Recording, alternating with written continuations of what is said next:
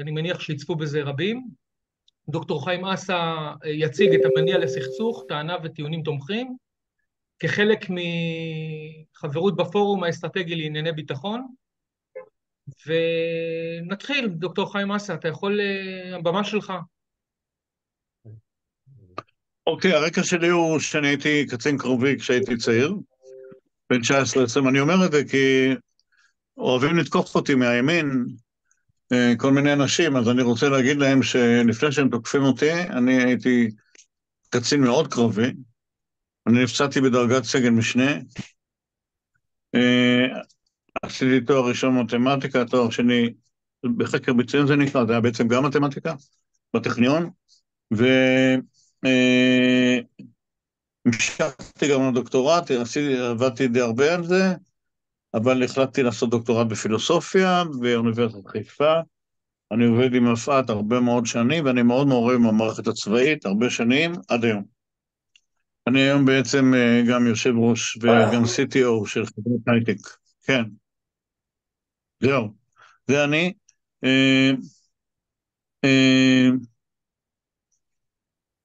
השאלה הזאת של מה המניע לסכסוך הזה, אני כמובן אגיד את דעתי, שהיום היא לא כל כך מקובלת, לצערי הרב, וגם אני חושב שאחרי 7 באוקטובר כל צד, שמאל או ימין, כל צד בטוח שהוא צדק, ומה שקרה ב7 באוקטובר מחזק את מה שהוא חשב, הנה ינון מגל, בטוח שהוא מרגיש עכשיו צודק אפילו, אחרי כל מה שקרה. כך הוא אומר. אני מנסה לבחון את הכל אובייקטיבית כמה שאני יכול. אני טוען שכל אחד יש לו את האלמנטים הסובייקטיביים שלו, גם לי, לכן אני לא חף מהטיה ושגיאות וכולי, אז בואו נעשה את זה תרבותי, כי הכי חשוב עכשיו, ופה אני מאוד מברך את עופר, שהדיון הציבורי הוא קריטי. הדיון הציבורי בין כולם צריכים לדבר עם כולם, להקשיב לכולם, להקשיב באמת. להקשיב, לא להקשיב ולראות איפה אני יכול להפיל אותו, אלא להקשיב ממש, כי לכולם יש משהו נכון בכל מה שהם אומרים, לכולם. ימין, שמאל, מרכז, אמצע, אחורה, קדימה, לא משנה מאיזה מוצא, כל אחד יש לו הסגרים של אמת, וכל אחד רוצה להפוך את השני לבלתי נסבל או שקרן, ובואו נעשה את זה אחרת, בואו ננסה למצוא בדיון ציבורי רחב וסבלני, מה אנחנו באמת יכולים לעשות. אני חושב ככה, הייתה מלחמת השחרור, שאני לא מומחה לה, אני לא היסטוריון, אבל התעסקתי קצת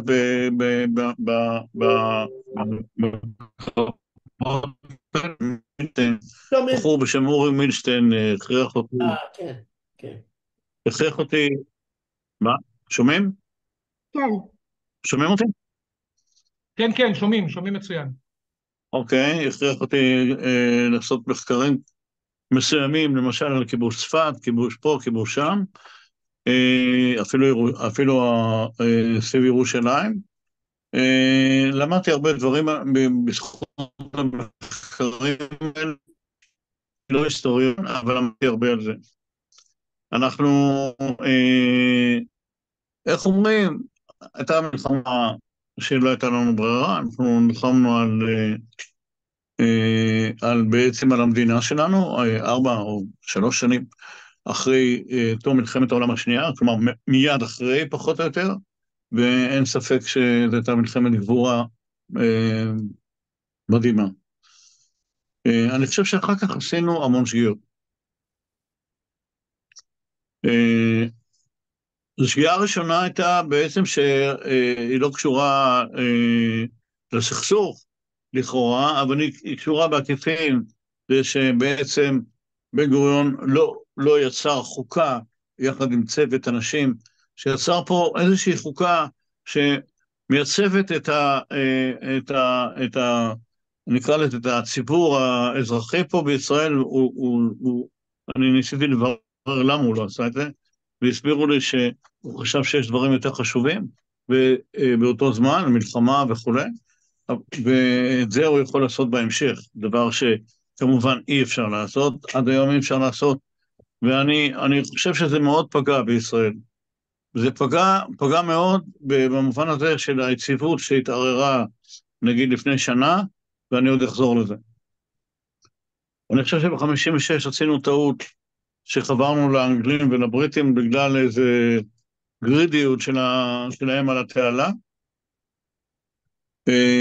ויצרנו איזשהו, נקרא לזה, עימות יותר חריף מול המצרים, ב-73, ב-67, עשינו את המלחמה שעשינו, שברנו את המצרים, שברנו גם את הסורים, ב-73 למדנו לקח, אבל בין 67 ל-73 הייתה מלחמת התשה. והייתה מלחמה איומה אגב. לא יודע אם אתם זוכרים, מי שזוכר, מי שהיה בגיל ששמע חדשות, כל יום בערך קברנו 2 חיילים, ואני מדבר על שנה וחצי, כמעט כל יום, בין 2 ל-5, נהרגו הרבה לוחמים. הייתה הפסקת אש ב-5 לאוגוסט ב-70, היו הצעות לעשות איזשהו סידור, הסדר שלנו עם המצרים, אבל אנחנו לא הסכמנו, וחטפנו את 73.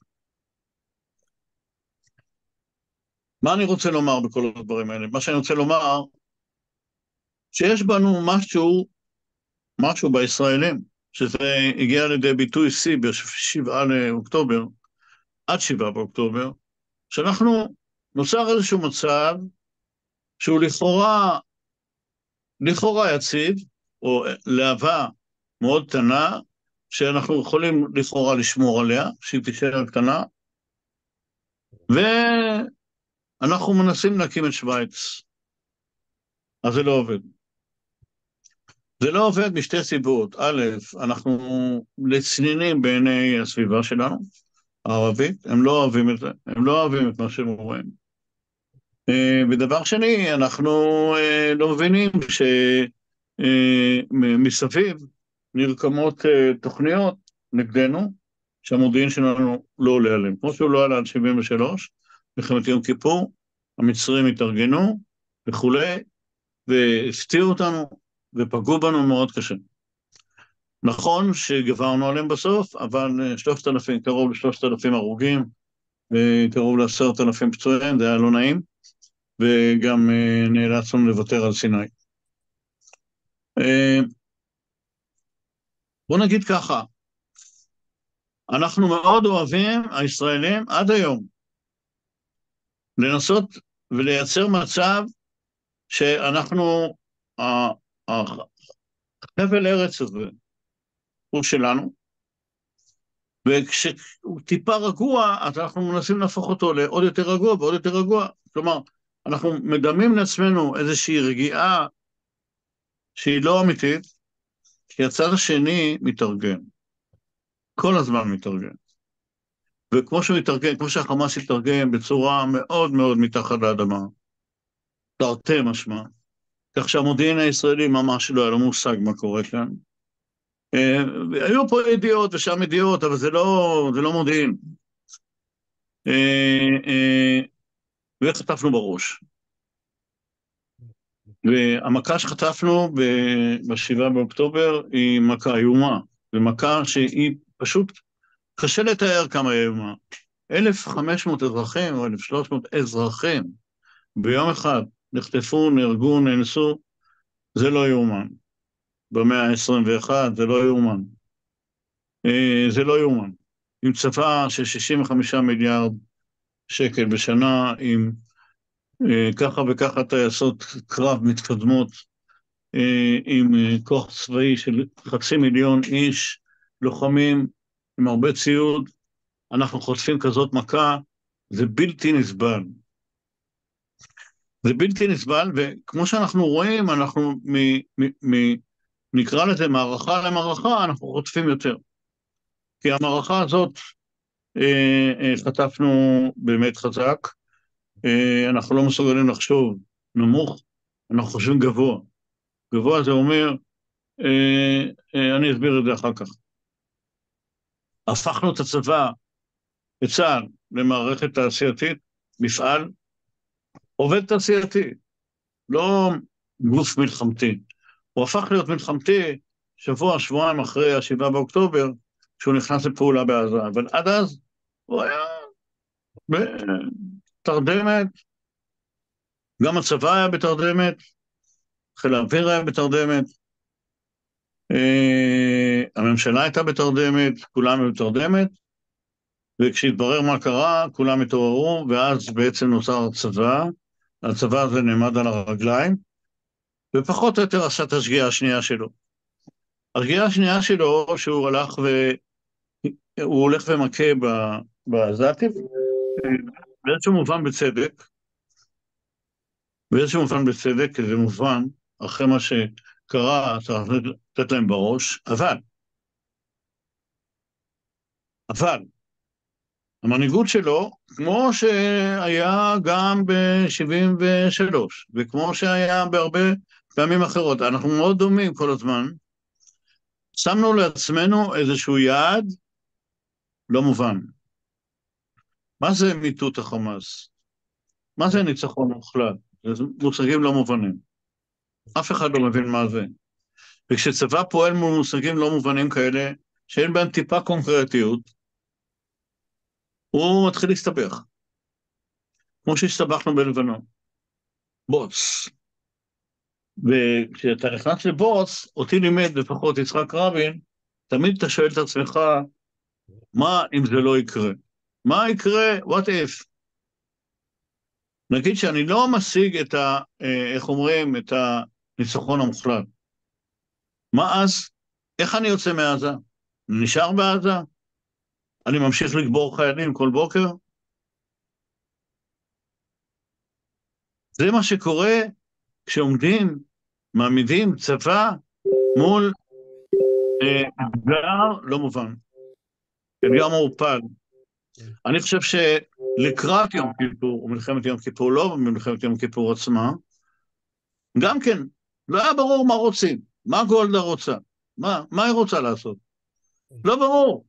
חיים, ממשיכים, אותו דבר, גם עכשיו, מול עזה, ממשיכים, עושים סגר, עזה סגורה, אני לא בא, אני חושב שמה שעשו חמאס, צבא. הלוואי ואפשר למוטט אותם ולגמור אותם, אין ספק. אבל, בכל זאת, 2 מיליון או 2.5 מיליון עזתים היו במצור במשך שנים, בלי יכולת יציאה החוצה. אני חושב, ואנחנו חיינו פה על הפרנג'י. אנחנו חשבנו שנשים גדר והכל יהיה טוב, אז זה לא עובד. בני אדם, להבדיל מחתולים, מזאבים, מאריות, אתה לא שם גדר וגומר עניין.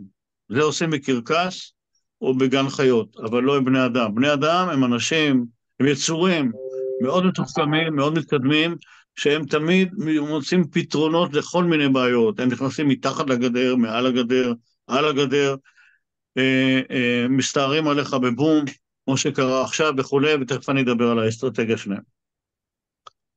כלומר, אתה לא יכול כלומר, הרצון הקבוע שלנו, זה ליצור איזושהי סיטואציה, שאנחנו חיים בתוך איזושהי בועה, סגורה, והשאר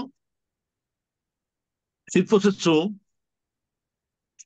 אני לא מזיז אצבע, רק אחרי שהם מתנפלים עליי, כמו ביום כיפור, כמו ב7 באוקטובר.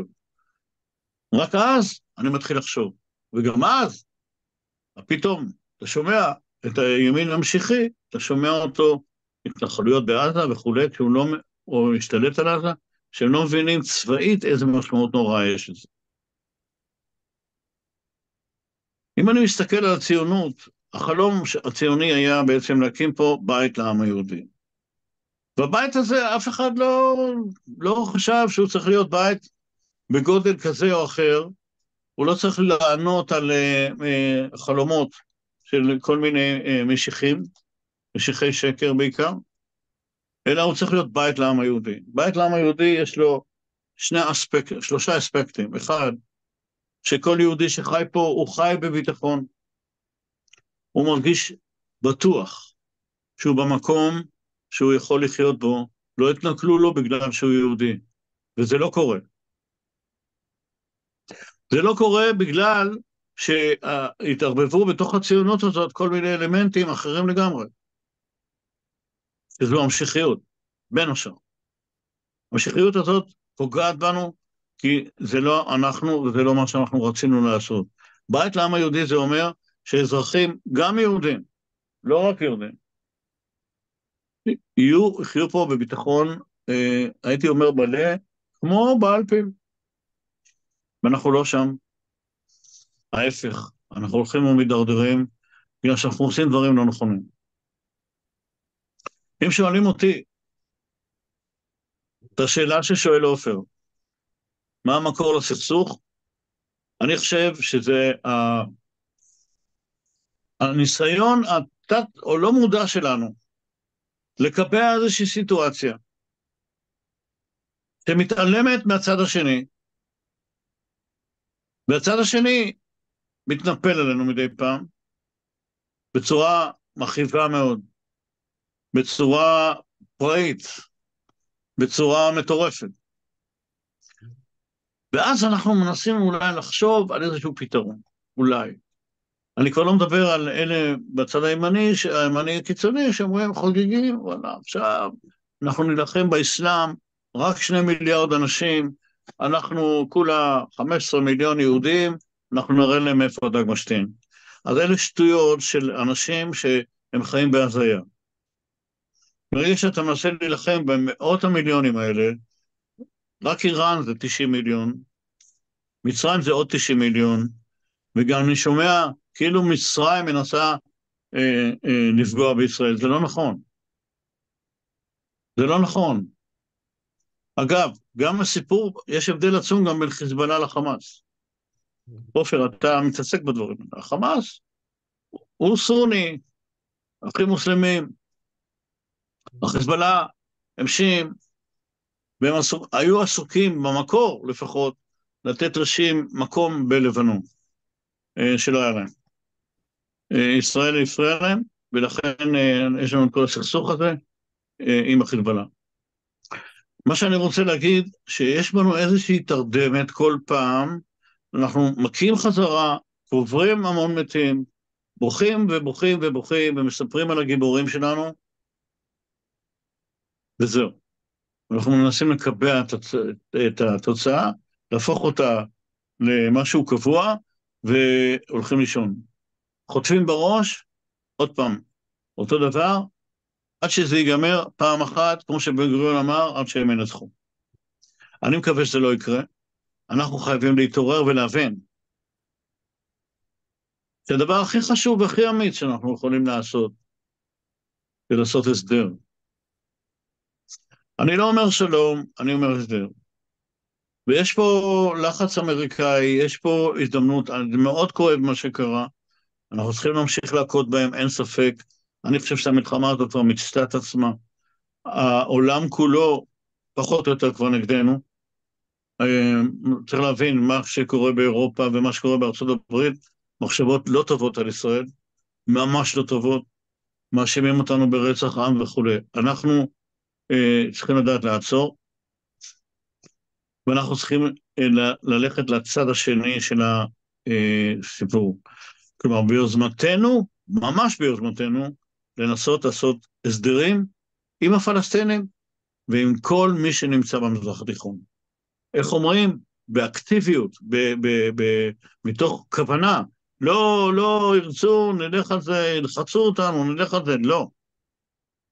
אנחנו צריכים להבין שאנחנו חייבים את ההסדרים האלה. לא עשינו את זה אף פעם. תמיד עשינו את זה בגלל שהתנפלו עלינו. יום כיפור, המצרים התנפלו עלינו, וקיסינג'ר ארגן איכשהו את ההסדר הזה עם המצרים, ונוצר שלום. אפשר היה לעשות את זה גם בלי יום כיפור. לדעתי אפשר היה לעשות את זה, לא רק לדעתי. כלומר, יש אצלנו משהו כזה, מין מחלה כזאת, שלפי דעתי הולכת להיות עוד פעם. אנחנו הולכים להיות חולים שוב במחלה הזאת. שחטפנו, החזרנו חזרה, ננסה עכשיו איכשהו להישאר בחיים עם הדבר הזה באופן קבוע, חיזבאללה שם ימשיך לראות נ"ט על העצים, כאילו הוא עושה משהו, הוא לא ממש הרי נלחם בנו, הוא עושה קולות, וכשהכל ייגמר, אנחנו ננסה להמשיך את החיים כמו קודם. זו דעתי מה שיקרה פה, וזה יביא לאסון הבא. אני לא יודע איך לשכנע את זה, אבל המקור לעימות הזה, זה חוסר חשיבה שלנו, חוסר יוזמה שלנו, וגם של הצד השני. אני חושב שגורלנו הוא בידינו, ואנחנו חייבים לתת לעצמנו את ההזדמנות לעשות את ההסדרים האלה. ההסדר עם מצרים מחזיק מ-1980 בערך, נכון? משהו כזה, 81, עד היום, זה מעל 40 שנה, הוא מחזיק יפה, המצרים מאוד עזרו לנו באוסלו, זה היה הרצון של רבין לעשות הסדרים עם הטבעת הראשונה. הוא רצה עם כל מדינות הטבעת הראשונה, עם ירדן, מצרים היה כבר בסוריה, וגם הפלסטינים. לא עשינו את זה. לא עשינו כלום. לא עשינו כלום ומאשימים את אוסלו. אני שומע איך מאשימים את... לא היה אוסלו. הוא לא בוצע, הוא לא מומש. ברצו כמה דברים קטנים שעדיין נשארו, כמו פטרולים משותפים, כמו כבישים, דרכים מוקפות וכו'. ההסדר עצמו לא קרה, ההסכם לא קרה. הוא לא קרה. היעד המרכזי, אחד היעדים המרכזיים של תהליך אוסלו, ואני אומר לכם דבר שאולי אתם לא יודעים אותו, היה להכניס את החמאס למערכת פוליטית. כמו שאתם יודעים, החמאס לא היה בהסדר אוסלו, הוא לא חלק ממנו. והכוונה הייתה שבסביבות 1995-6, משהו כזה, יהיו בחירות, ושהוא ייכנס לתהליך פוליטי. הוא לא נכנס, הוא גם לא רוצה לדבר איתנו, הוא לא רוצה בכלל לדון איתנו, מצד אחד. מצד שני, אני יכול להגיד לכם שהיו הרבה דיאלוגים איתם, לפחות לי, כיועץ לביטחון לאומי. נכון שזה היו שליחים שלהם וכו'. סך הכל, כולם פה בני אדם, ואנחנו צריכים להבין את זה. אנחנו צריכים להפסיק להיות גורם פסיבי, חולמני, שרק הכוח הצבאי מחזיק אותו. אסור שזה ימשיך. אני חושב שזו אחת הסיבות לכך שיצרנו את המצב הזה, שיש מדינה שקוראים לה איראן, שיצרה שני פרוקסיס, חמאס וחיזבאללה, עם כוחות צבאיים ממש. כלומר, זה כבר לא גוף, זה גוף גרילה וגופי טרור, אבל הם יכולות צבאיות. זה חיה מאוד חדשה. למה זה חיה חדשה? כי מצד אחד, הכוחות שלהם הם כוחות צבאיים. החיזבאללה יודע לתקוף מטרות אסטרטגיות ישראליות. הוא כבר לא גוף טרור, הוא תוקף את פיקוד צפון, הוא תוקף כל מיני מטרות שאני לא רוצה לדבר עליהן עכשיו. הוא תוקף אותן, כלומר הוא יודע שהן חשובות, והוא מצליח לתקוף אותן. הוא כבר לא כל כך כזה ארגון טרור שרק חוטף אזרחים. ממש לא הרבה מעבר. יש לו יכולות צבאיות, גם לחמאס. מצד שני הוא גוף טרור, מה זאת אומרת? גוף טרור, החוקים הבינלאומיים, או נקרא לזה, כל האתוס הבינלאומי של קרוב ל-200 מדינות באום וכולי, לא חל עליהם. גוף טרור יכול לעשות מה שבא לו, ומה שבא לו בדרך כלל זה להציק למדינה או לגוף או לישות שהוא נגדה ולפגוע בה. הוא יכול לעשות את זה מתי שהוא רוצה, איפה שהוא רוצה ובאיזה היקף שהוא רוצה. זה דבר שמדינה לא עושה. זה דבר שגוף טרור עושה. גוף טרור אתה צריך בדרך כלל, לדעתי, לגרום לכך שהוא ייעלם בתחילת דרכו. או על ידי כך שתנסה להבין מה הוא רוצה, או שתשמיד אותו. אבל ברגע שהוא הופך להיות מין גורילה כזאת, אתה צריך לעשות משהו אחר. אתה צריך לבודד אותו. אתה צריך לבודד אותו, ואתה צריך לעשות בריתות עם כל הסביבה, וגם עם ה-PLO, אבל גם כמובן עם סעודיה וכו'. אני פה מסיים פחות או יותר, אני מאשים את התרדמת שלנו, שהיא כל פעם מתעוררת באיזה מכה שאנחנו חוטפים, והמכה הולכת וגדלה, ואני גם מאשים את הצד השני שהוא לא כל כך, הוא, איך אומרים, הוא קצת מטורלל, אבל אשם בערך כמונו, כלומר שני הצדדים די אשמים. אנחנו בתור אזרחים שבאו מעולם אירופי מתקדם, הרוב, כולם בעצם, אני חושב שאנחנו צריכים לקחת את גורלנו לידינו ולעשות את התהליך הזה. לא עשינו אותו מעולם. ביוזמתנו, באופן פרואקטיבי. זהו. אפשר, אוקיי, אני רוצה לשאול אותך כמה שאלות, דוקטור אני רק חיים רגע אסא. אני אביא מטען, כי אני חושב אוקיי, שהוא העסק אוקיי, הולך למות. רק אוקיי, רגע, בסדר. שמצאתי. אני מקווה שזה גם יעבוד. כן, רגע. עובד. אוקיי. אוקיי. אני ככה, כמה שאלות מכוונות, ודרך אגב, הכוונה שלי בכל השיח הזה, שהוא יהיה לאורך חודשים, כל פעם יהיה טוען, ועוד טוען, וטוען טוען נגד, וקודם כל אני רוצה לשאול אותך כמה שאלות שימקדו את הנושא, כאילו שימקדו את ההרצאה שלך הייתה, הטיעון שלך, הטענה שלך הייתה, ההרצאה הייתה מקיפה, ונגעת בהרבה מאוד נקודות, והרחבת ממש בצורה די מעניינת. אני רק רוצה למקד, אם אתה יכול, במשפט אחד, מכיוון שבמהלך של ניתוח לוגי של בעיה, אנחנו צריכים קודם כל להגדיר, אם אפשר בקצרה, במשפט אחד, או הכי קרוב למשפט אחד, מה, אחרי כל מה שאמרת, אוקיי? איך אתה יכול לתמצת מה המניע לסכסוך בצורה כאילו מתומצתת. משפט אחד, מה המניע לסכסוך? איך אתה רואה את המניע לסכסוך? מה גורם לזה לראות ולא לראות ולשני לראות? מה גורם להם לראות? מה גורם לנו לראות? מה מניע את הדבר הזה? מההתחלה, מהיום שנולדה הציונות וקמה המדינה ובהמשך. מה מניע את הסכסוך? וגם בשביעי לעשירי.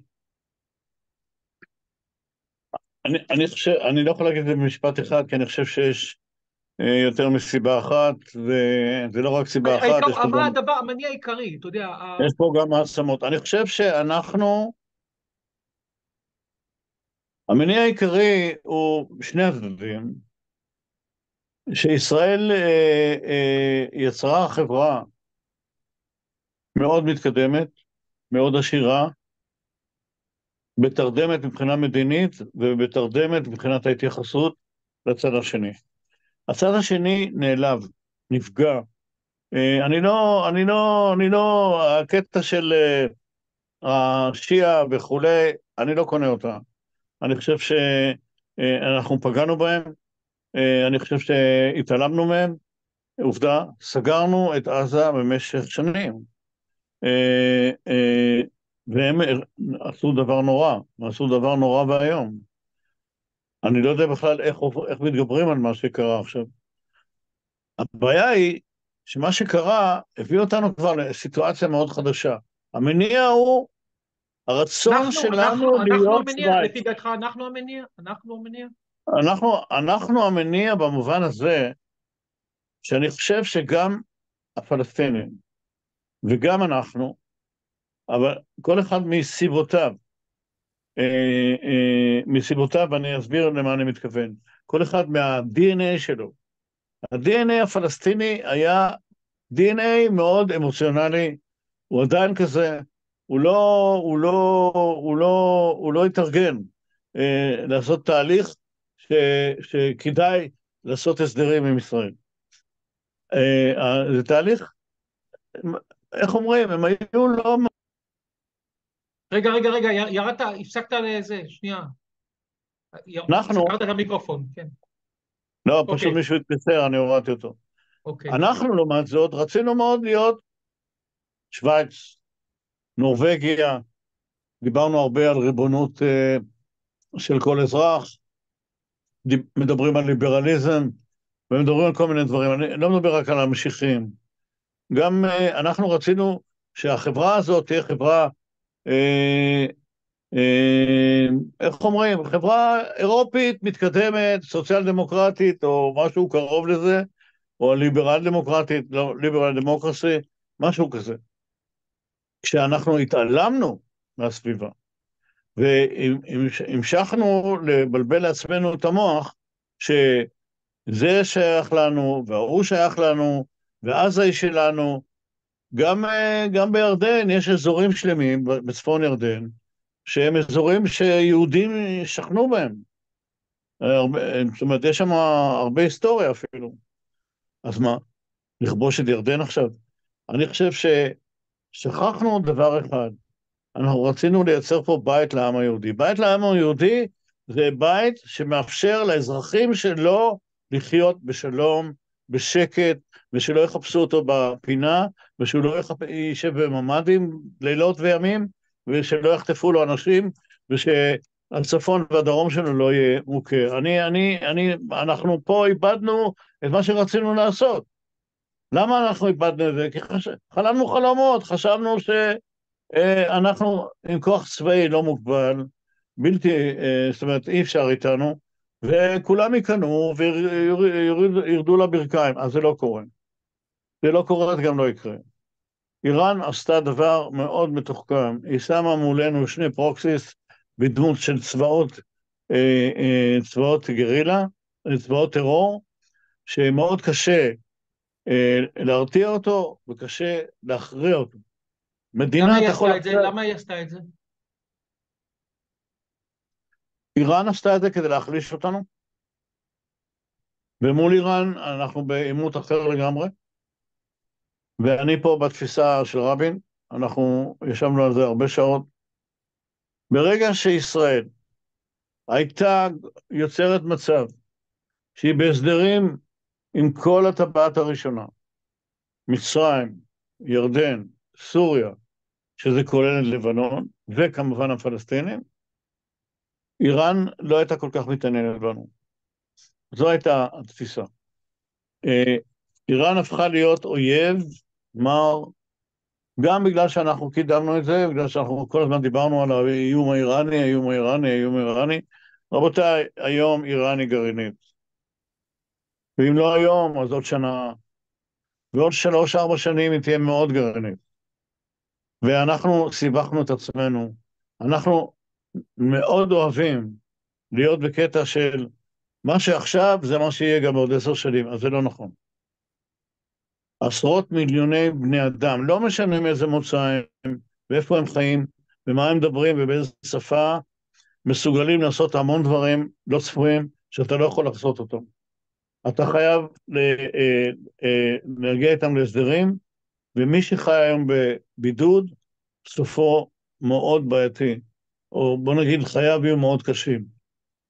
אני יכול להגיד לכם, שבשמיני לאוקטובר, יום אחרי השביעי, שזה היום הולדת שלי אגב, יום אחרי השביעי באוקטובר, מה שקרה ברמת אביב, לא מעט אנשים נכנסו לממ"ד. כי הייתה חרדה, עדיין יש חרדה. הביטחון האישי של הישראלי היום הוא נמוך. בית לעם היהודי זה לא בדיוק. כבר לא כל כך בית לעם היהודי. כבר אנחנו פספסנו פה משהו. אנחנו לא באנו פה לעשות מלחמת עולם בג'יהאד, או בעולם המוסלמי. לא, זה העולם של המשיחיסטים.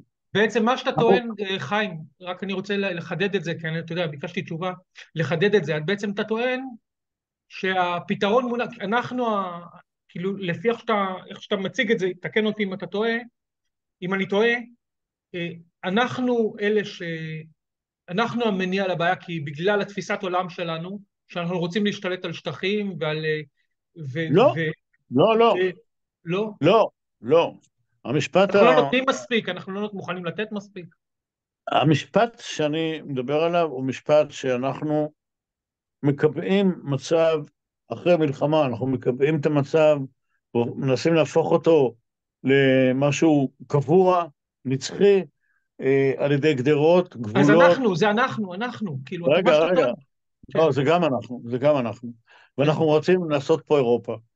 עם הייטק ושמייטק ואקסיטים וסלבים ואירופה. אנחנו ומה רע בעצם, בזה? ומה לא, רע בזה?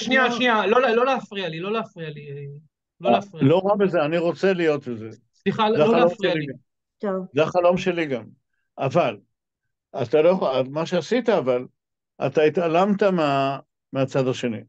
הצד השני ישב בעזה, הוא יושב בשטחים, הוא יושב בלבנון, הוא יושב בכל מיני מקומות אחרים, הוא יושב בהמון מחנות פליטים. מדובר על בין 4 ל-6 מיליון פליטים פלסטינים, ואתה מתעלם מהם. עכשיו, אתה לא יכול, מה שאתה צריך לעשות למען הביטחון האישי שלך, למען זה שאנחנו נהיה באמת בית בטוח לעם היהודי.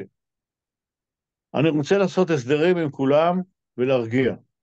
עכשיו, יבואו ויגידו שהם רוצים להשמיד אותנו כל הזמן. אני חושב שהם, הצד השני שלהם, הוא רדום, הוא לא מפוקס, הוא לא אירופי, הוא לא מתקדם.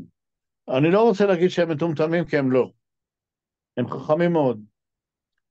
גם אנחנו חכמים, אבל אנחנו מאוד מאוד רוצים לקבע מצב ולהפוך את החברה הישראלית, או את מדינת ישראל, בצדק, למשהו שאנחנו לא מצליחים. כלומר, זה לא שזה לא טוב, זה טוב, אבל תראי מה קרה. אנשים ברמת אביב, פה או נוסעים ליוון, קונים בית בקפריסין, בורחים מפה, זה לא, אנחנו לא משיגים את מה שרצינו. יכול להיות שהיינו משיגים אם היינו יוצרים תהליך הרבה יותר אקטיבי מבחינת הסדרים והסכמים לאורך ה-75 שנה, לא רק עכשיו. עוד פעם, ואנחנו לא... כן, כן. תשמע, אתה יודע, מנתחים את המניע לסכסוך. אז עכשיו, אתה יודע, כשאתה בא לרופא, נגיד לקרדיולוג, אתה בא אליו והוא בודק אותך, אז יש לו צ'קליסט, הוא עושה בדיקות, והוא אומר לך, הנה, יש לך פה סתימה בקפים, יש לך... הוא נותן לך אבחון מדויק כדי שאפשר יהיה לעשות טיפול, אוקיי? ואם נגיד חולה סרטן, אותו דבר, אתה הולך לסדרה של בדיקות, ועושים לך אבחון מדויק, ואומרים לך שסרטן כזה וכזה, במקום כזה וכזה, מנתחים כדי להיות מסוגלים לתת לך את הטיפול כדי להציל אותך. עכשיו, איך אתה רואה את זה? מה, אני מנסה להבין את מה שאתה אומר, אני רוצה שגם המאזינים יוכלו להבין, כאילו, ברמה מאוד מופשטת, להבין, כאילו, פשוט לכל אדיוט שיקשיב לזה, שהוא יבין מה לפי דעתך מניע, אם אתה מבין שזה מניע את הסכסוך, אז איזה פתרון אפשר לתת? כי אם רופא לסרטן מאבחן סוג גידול מסוים, אז הוא יודע בדיוק איזה טיפול צריך לעשות, 16 טיפולים כאלה ו13 טיפולים כאלה, ואחר כך כל חודש טיפול כזה, וכדור אולי, וכל הדברים האלה. אותו דבר בלב, ניתוח מעקפים, כל מיני כדורים, כל זה. פה אנחנו צריכים לדעת, אנחנו בסכנה, לפי השביעי לעשירי גם אנחנו רואים את זה, וגם יום כיפור, אנחנו בסכנה קיומית מפעם לפעם, כי אם היינו מפסידים ביום כיפור, לא היינו מגיעים לשביעי לעשירי. ואם בשביעי לעשירי הם היו עם 10,000 או 15,000 ג'יהאדיסטים, אז הם היו מגיעים, מי יודע מה היה קורה פה, אז גם יהודה ושומרון היו מצטרפים, וגם החיזבאללה היו מצטרפים, כאילו אם הכל פה היה קורס. זאת אומרת, היינו קרובים מאוד כחוט השערה לאירוע קיומי. עכשיו, כדי שזה לא יקרה, בגלל זה אני הקמתי את הפורום הזה, כדי שהוא יהיה פורום לוגי. זאת אומרת שיהיה אפשר להניח על השולחן את הבעיה בצורה מאוד פשוטה, כמו שרופא לסרטן, כמו רופא מנתח לב, כל רופא, כדי שאם אנחנו מבינים מה מניע, אז אפשר לתת, ויש טיעון, אתה נותן טענה, זה המניע שלי, וטיעונים תומכים, כאילו מה מחזק את הטענה שלי. עכשיו, אם אתה, אני עוד פעם, אני רוצה לחדד את זה, אם אתה יכול, לאדיוטות שיקשיבו לרעיון הזה, ואני מניח שיקשיבו לו הרבה, לחדד את זה כדי שזה יהיה קל להבנה, אנחנו אשמים, הם אשמים, שנינו ביחד אשמים, האם היינו נותנים יותר, אני חושב שנייה, אם אנחנו אשמים, אם אנחנו, שנייה, סליחה חיים, אם אנחנו אשמים מאיזושהי סיבה, לא נתנו מספיק, לא עשינו מספיק, אם היינו עושים מספיק, אז זה היה נפתר, אז כאילו היינו פותרים את הבעיה של את המניע, היינו מסירים אותו, ואז בעצם היינו מגיעים למנוחה והנחלה יחד איתם. אז עכשיו, אתה יכול לתת לי גם מה הטענה שלך לגבי המניע בצורה מאוד ממוקדת, עם איזה טיעונים אתה מחזק אותה, כאילו, מה מחזק את הטיעונים האלה, את הטענה הזאת, שגם אפשר יהיה להפריך את זה, כאילו מדעית, כאילו, מבחינה מדעית, גם אפשר יהיה להפריך את הטיעונים האלה, אם אפשר בכלל, כי אם זה טיעונים מבוססים, אז אי אפשר, 1 ועוד 1 זה 2, אז לך תוכיח שזה 3, לא תוכל, כאילו אי אפשר להפריך את זה, אני רוצה שבשיח הזה שלנו תחדד אותו, אני עכשיו מפסיק לדבר, נותן לך לזה. רק תנסה לחדד את זה, אני רוצה שהשומעים... אני חושב שאין פה אשמים. יש פה DNA. יש פה DNA של החברה הישראלית, ויש את ה-DNA של החברה הפלסטינית הערבית. זה שני DNAים שההתנגשות ביניהם, או חוסר, נקרא לזה הגישור ביניהם, הוא המניע לכל מה שקורה כאן. זה DNA אחר, זה DNA שמביא אותנו לרצון להיות משהו שהביא אותנו לתרדמת, ואנחנו נרדמנו. אנחנו נרדמנו. מי שלא מבין את זה, ולא מבין שהוא עכשיו באיום קיומי, איום קיומי. איום קיומי זה אומר אנשים בתל אביב עלולים להיחטף, עלולים להיהרג, עלולים להיפגע. אתם מבינים מה זה איום קיומי? זה לא סתם מילים. וזה דבר שיכול לקרות. אנחנו הבאנו את עצמנו לזה, זה בגלל ה-DNA שלנו. אנחנו הבאנו? זה ה-DNA שלנו, אנחנו לא אשמים. וה-DNA שלהם, הוא גם DNA שלהם, שהוא גם DNA בעייתי, אני יכול לנתח אותו, אבל זה שני DNAים שלא כל כך מתחברים אחד לשני. DNA שלנו הוא DNA שעבר, בן אדם שעבר את המהפכה התעשייתית, את הנאורות ואת אירופה, אני מדבר גם על מדינות אסלאמיות, היהודים בעיראק ומרוקו וטוניס, הם היו מאוד מתקדמים, תלמידי ישיבות וכו'. כלומר, ה-DNA שלנו הוא DNA אחר, ולא רק בגלל שאנחנו יותר חכמים, אנחנו לא יותר חכמים, אנחנו אחרים. עכשיו, האחרות הזאת הביאה אותנו למצב שאנחנו נורא רצינו בעצם לייצר פה בועה סגורה, נורא רוצים עדיין, בועה סגורה, ולחיות בתוכה, שהכל מסביב לא מעניין אותנו, וזה לא עובד. הצד השני לעומת זאת, הוא מאוד פגיע, מאוד רגיש, הוא לא עבר את המהפכות הנדרשות, אין לו הייטק, אין לו את הדברים שיש לנו, אין לו את הטכנולוגיה, הוא גם מקנה בצדק, הוא מקנה, הוא מרגיש אלה חיים פה בתל אביב, עושים מסיבות חשק וכו', ואנחנו אוכלים פה קש, אין לנו עבודה, אין לנו כלום. אני לא רוצה להראות כמה מסכנים, כי הם עשו דבר נורא ב7 לאוקטובר, בלתי נסלח, ויכול להיות שהגענו למצב שקשה לגשר עליו. זה שני DNAים שלא כל כך ניתן לגשר עליו. יש דבר כזה די דומה באירופה, באזור מלטה, וגם מול מדינות הסלאביות וכו'. אני לא רוצה להיכנס לזה, אבל עוד צ'צ'ניה ברוסיה, זה DNAים אחרים. עכשיו, ה-DNA האלה יוצרים מצב של התנגשות. זה המניע, אם אתם שואלים אותי. עכשיו, בישראל צריכה לקום המערכת הפוליטית בישראל לא מספיק חכמה, לא מספיק מתקדמת.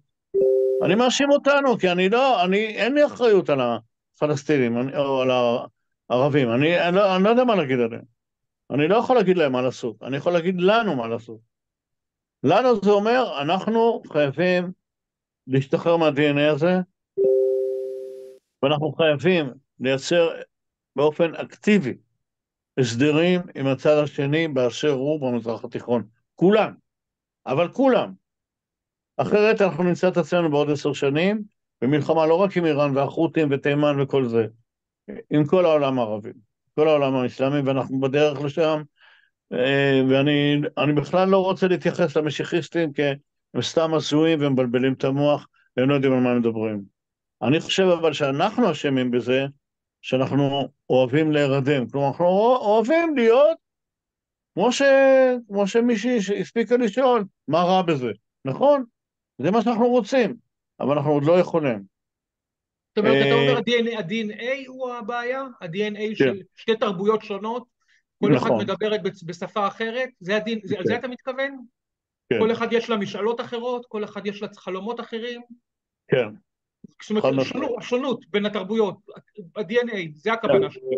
כן, כן, זה, אני מחדד את זה כדי להקל. כן, אז עכשיו, כן. בעצם מה שאתה אומר, אם השונות, אם המניע לסכסוך זה שינוי ב-DNA, אז איך, כאילו, אה, אה, מה אנחנו צריכים לעשות? כאילו, אנחנו יש צריכים, לי תשובה, מה אנחנו צריכים לעשות מול ואני אסביר. מה אנחנו צריכים לעשות כדי לפתור כי הרי אם זה חוסר יכולת, ה-DNA שונה, שלא מדבר אחד עם השני, מה אנחנו עושים כדי לפתור את זה?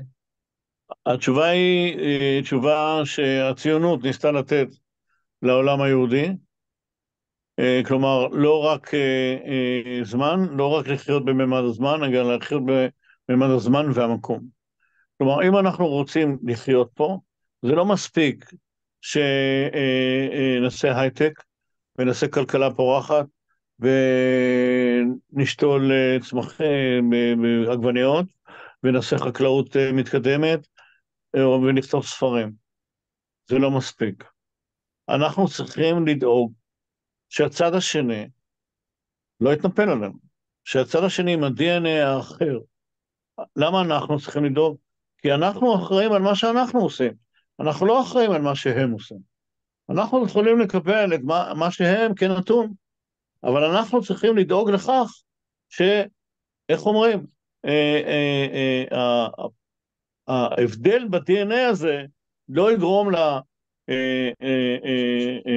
לאלימות הזאת, או לפגיעות האלה, או לכל מה שקורה, לכל האירועים האלה, שהם הולכים ונהיים גרועים מבחינתנו. מתי אי פעם בישראל, מתי אי פעם, גם הדרום וגם הצפון עזב את הצפון ואת הדרום? מתי? ל4 חודשים. לא קרה מעולם. מתי אי פעם בישראל פגעו בפיקוד צפון? מעולם זה לא קרה. אני כבר לא מדבר על האזרחים, אני לא מדבר על החטופים ועל ההרוגים, זה מעולם לא קרה. במלחמת יום כיפור לא נהרג אזרח אחד אפילו. אולי אזרח עובד צה"ל שעבד על טרקטור. כלומר, אנחנו הולכים מדחי אל דחי, אנחנו לא מבינים את זה. אנחנו ממשיכים לחלום. מה ב-DNA שלהם, מה ב-DNA שלהם שונה מה ה-DNA שלהם, איך לפי דעתך, שאתה אומר ה-DNA שזה שלהם, הבעיה, אתה אומר שזה המניע לסכסוך. שתי DNA ה-DNA שונים. שלהם, ה-DNA שלהם הוא לא יזמי. הם לא יזמו הסדר שלום, הם לא יזמו הסדר בכלל. הם מקסימום ייפגעו. למה? כי הם כאלה, ככה הם ייפגעו, ירגישו רע ויתנפלו עליך. זה מה שיקרה וזה מה שקרה. נפגעו. אם אנחנו ניזום, הרי יזמנו דברים, כאילו, בעבר. לא, לא יזמנו. אתה בעצמך עם רבין, יזמנו משהו בעבר. אבל זה לא עבד. הרגו אותו. יהודי הרג אותו. יהודי הרג אותו, והנציגים של המפלגה הזאת היום בממשלה, ומכתיבים איך שהיא עובדת. אתה אומר שאוסלו היה תלוי בבן אדם בעצם. מה? אתה אומר שמה שאנחנו עשינו זה היה תלוי בבן אדם, ולא, זה מה? לא תהליך מדיני שלא תלוי בבן אדם. צריכה לקום פה מערכת פוליטית חדשה, אחרת. רבין היה הזדמנות, הרגו אותו לצערי הרב, כן. הוא הבין הרבה דברים שהרבה אחרים לא הבינו. ואני חושב שאנחנו פה הפסדנו בגדול. אני יודע שהיום רבין הוא מוקצה מחמת מיאוס, ואוסלו זה אסון, ואני שומע את זה כל הזמן, והכי חשוב זה למוטט את החמאס, שאף אחד לא מבין מה זה. אני חושב שאנחנו החמצנו החמצה גדולה מאוד. אני חושב שהתוכנית שבנינו בזמנו, לעשות הסדר עם סוריה קודם, ואחר כך עם הפלסטינים, זה היה משנה את המזרח התיכון לחלוטין. זה לא קרה, אוסלו לא קרה, הסדר עם הסורים לא קרה, סוריה הפכה להיות מעוז של איראן וחיזבאללה. החיזבאללה וסוריה ביחד הם מעוז של גם רוסיה וגם איראן, והיה יכול להיות הפוך, היה יכול להיות בהחלט שסוריה תהיה מעוז של האמריקאים, כי זה מה שרצו. זה מה שהיה ההסדר אמור לעשות, כמו מצרים, שהיא מעוז של האמריקאים. האמריקאים טסים F-16, לא טסים מטוסים רוסיים. עכשיו, בסוריה, לעומת זאת, טסים מיג 29, מיג 31, והמון יכולות איראניות ורוסיות. חבל. עכשיו, רבין היה יוצא דופן מהבחינה הזאת, והוא ניסה לעשות דבר נגד ה-DNA הישראלי, והרגו אותו. אם אתם שואלים אותי, את כל התפיסה הזאת הרגו. מה שנשאר זה כוח, ועוד כוח, ועוד כוח, ועוד כוח. ובן אדם באשר הוא, לא משנה איפה הוא אפריקאי, הוא מצרי, הוא עזתי, הוא מחברון, לא משנה איפה הוא. בן אדם הוא יצור מאוד חכם, והוא מתגבר על הכל בסוף. אתה לא יכול לשמור אותו בתוך כספת או בתוך כלוב, ולצפות שהכל יסתדר. אין דבר כזה. הוא יתגבר על זה פשוט. לכן אתה צריך להיות אקטיבי כל הזמן, עד שהמצב באזור הזה יהיה יציב. כיום, זה יותר קשה מפעם, אנחנו חמצנו את זה לפחות 4-5 פעמים, וחבל, וזה קשור ל-DNA שלנו. ה-DNA שלהם הוא בלזם, מה שנקרא בצרפתית, כלומר, מן אדישות כזאת, אבל עם היפגעות ברמות גבוהות, ואיך אומרים, התפוצצות, כמו שראינו, גם ביום כיפור, גם עכשיו, ואלוהים יודע מה מחכה לנו עוד 7-8 שנים. אנחנו חייבים לשנות את ה-DNA הזה. אנחנו חייבים מערכת פוליטית שלא מבוססת רק על אלופים, ועל, איך אומרים, לוחמי סיירת וגאוני צבא. אנחנו צריכים לייצר פה גם מנהיגות נוסח המנהיגים ההודים של שנות ה-40 ו-50, שמבינים, גם צד שני, מבינים מה זה בן אדם, ולא רק איך כובשים בניין. כשאנחנו עושים את זה יוצא מהכלל, עושים את זה טוב, וטוב שיש לנו את הצבא הזה, כי אם לא היה לנו, היינו ממש בצרות עכשיו. אבל אנחנו צריכים מנהיגות פוליטית מסוג אחר, ואין לנו. ולא רק שאין לנו, אני לא רואה איך יהיה לנו. כי גם האלטרנטיבה למה שיש היום, זה מערכת פוליטית מבוססת על גנרלים, שהידע שלהם הוא צבאי. אנחנו צריכים פה אנשים, אטאטורק, למשל, הוא הפך את הטורקים, הוא עשה מהפכה תרבותית, מאו צטונג, הוא עשה מהפכה תרבותית, הוא שינה להם את תפיסת העולם, הוא שינה לסינים את תפיסת העולם, והפך אותם לאימפריה. זה נכון שהוא לכלך וכולי, אבל הוא עשה מהפכה ב-DNA שלהם, הוא עשה, ב-DNA הציבורי שלהם, גם בטורקיה זה קרה, ופה זה לא קרה, ההפך, נכנענו ל-DNA הטבעי שלנו, אנחנו רצינו להיות משהו שבעצם לא תכננו, כי לתכנן להיות בית לעם היהודי זה לא מה שעשינו, אנחנו עשינו משהו אחר. תגיד לי, יש איזשהו, נגיד טענת טיעון שה-DNA זה הבעיה, שאילו השוני ב-DNA וזה שאנחנו לא יוזמים כי הם לא יוזמים, נכון. וכאילו אני מנסה לחדד את זה. כאילו הבעיה היא בשוני ב-DNA, הם לא יוזמים והם גם לא יזמו והם תמיד יעלבו, ואנחנו, זה מה שבעצם אתה אומר, ואנחנו לא יוזמים מספיק, אין כי אין מי שיזום, והשאלה, כשאתה טוען טענה כזאת, מטבע הדברים, אתה יודע, כשעושים עבודה מדעית, אז יש כאילו טיעונים תומכים שיש להם תנאי הפרחה. כאילו, מה תנאי ההפרחה? אני תמיד, כל אחד שיעלה לדיון הזה, אני אשאל אותו, מה הם הטיעונים התומכים שלך בעצם לזה? כאילו, איך אתה יכול לגבות את הטענה הזאת ל-DNA? כאילו, מי זה ה-DNA? מאיפה בא ה-DNA? ואיזה תנאי הפרחה? מה יכול לשכנע? הרי, כשאתה עושה חקר מדעי, אתה חייב תנאי הפרחה, אחרת זה אמונה, אתה מסכים איתי, נכון? כאילו, אם אין תנאי הפרחה, אז כאילו אתה לא עוסק בשטות, אתה עוסק באמונות. יש תנאי הפרחה לטיעונים שלך? אתה יכול להצביע על משהו שתרום אני מסכים איתך שיש שוני ב-DNA, זה, דרך אגב, אני בנושא הזה מסכים איתך שיש שוני ב-DNA, אבל זה לא קשור אליי, כי זה קשור לאחרים שידברו. יש שוני ב-DNA.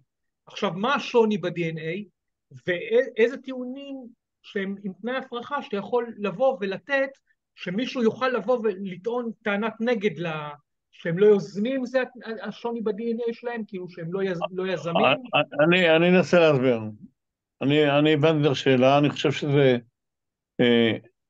זה שאלה, השאלה שלך היא שאלה היסטורית, או שאלה שקשורה למדעי המדינה, והקטע המדעי פה הוא קצת בעייתי, כי תיאוריה ניתנת להפרחה, או לא ניתנת להפרחה, לא כל כך בתחומים האלה. בתחומים האלה אין כל כך תיאוריה שמחייבת להביא את דרך ההפרחה שלה. אל תשכח שיש לי דוקטורט גם בפילוסופיה, ואני מכיר טוב מאוד את קרל פופר. עכשיו, אם אתה משתמש פה בפופר לדרך הפרחה, אז יש פה בעיה, כי היסטורית, טיעונים היסטוריים, זה הדבר היחידי שישנו. זה לא טיעון, זה איך אומרים, דרך הפרחה היסטורית, היא לא מספקת, זה לא מספיק חד וחזק, כי כל מקום יש לו את איך אומרים, את האופיין שלו, וכולי. אבל, הפער ב-DNA הוא ברור. ואני לא חושב שיש פה ויכוח וצריך להוכיח פה משהו. האם זה סיבה לכך שיש את ההתנגשות הבלתי נגמרת הזאת, אבל שהולכת והופכת לרעתנו יותר ויותר? זה המצב. האם זו הסיבה או לא? אז בוא נניח שזה לא הסיבה. זה לא הסיבה. הפער ב-DNA וזה שאנחנו לא מנסים לייצר כאן בית באמת לעם היהודי, אנחנו מנסים לייצר פה איזה חגיגה שמתעלמת מהסביבה, דבר שלא רצינו כשהקמנו בית לעם היהודי. אני מדבר על ההורים שלנו, כשהם ברחו מאירופה או מעיראק או ממרוקו או מתוניס או ממצרים, הם רצו שיהיה כאן בית לעם היהודי. הם רצו להרגיש בטוח פה. הם רצו להרגיש שפה אף אחד לא ייפגע. וזה לא קורה. אז משהו לא בסדר. אז זה לא בגלל ה-DNA. אז בגלל מה זה? אז בואו נתחיל לחשוב. ואני חושב שדרך ההפרחה פה היא בדרך השלילה. כלומר, אני יכול להביא טיעון אחרי טיעון אחרי טיעון, ולבוא ולהגיד, זה לא נכון, זה לא נכון, זה לא נכון, ומה שנשאר שזה רק זה.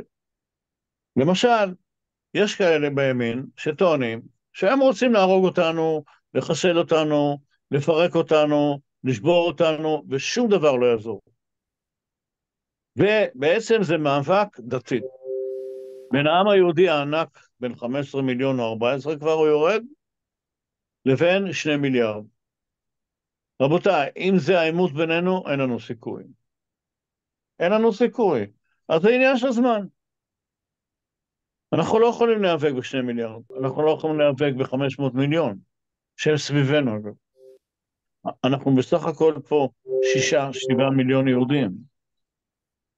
אנחנו חיים הרבה בזכות העובדה שמעצמה כמו ארצות הברית שומרת עלינו, והיא שמרה עלינו עכשיו.